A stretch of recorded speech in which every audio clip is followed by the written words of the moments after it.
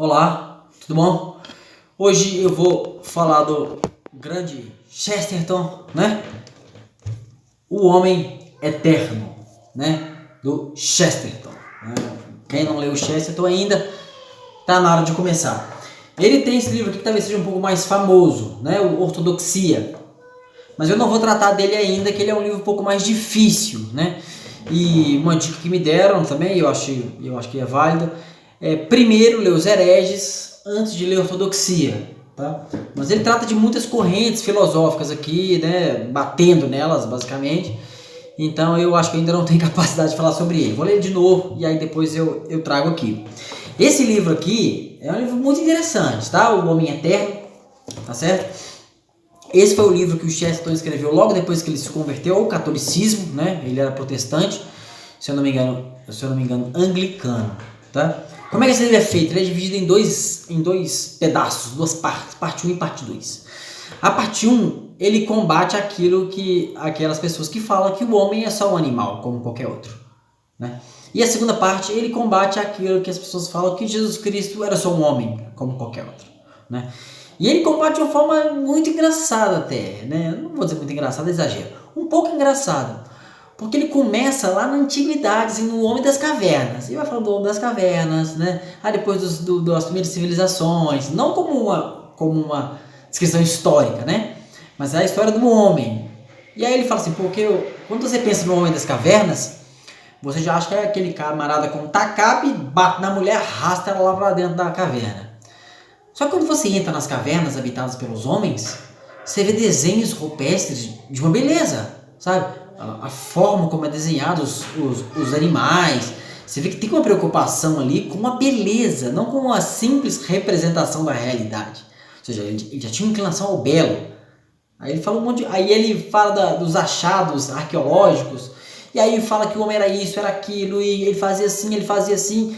Aí depois ele fala assim, poxa, mas isso tudo aí você descobriu com um pedaço de osso que nem se tem certeza se é uma coxa de um ser humano ou se é de um macaco.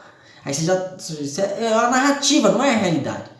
Muitas das realidades, das coisas que a gente vê a ciência falando, principalmente a arqueologia, né, e a antropologia baseada nela, são narrativas possíveis, não são realidades. Não são certezas. E ele bate nisso aqui de forma até engraçada, sabe? Então assim, é um livro... ele fala da mitologia, né? Como é que é o homem em relação à mitologia, ele vai passando a história toda do homem, bem interessante, né? E depois a história de Jesus Cristo, porque não é lógico Jesus Cristo é só um homem e tudo mais, como é que sobreviveu até hoje, como é uma loucura isso, tá? Ter sobrevivido até hoje intacto, né? Que é uma verdade antiga, né? A verdade tem 2000 anos, é antiga e não se mexe, né? É muito interessante.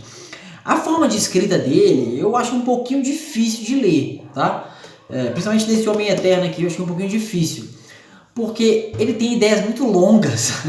Então assim, às vezes o parágrafo dele tem 2 páginas, entendeu? Então você tem que ter um nível de atenção maior para ler, né? Não chega a ser complexo, chega a ser coisas difíceis, não é difícil nesse sentido.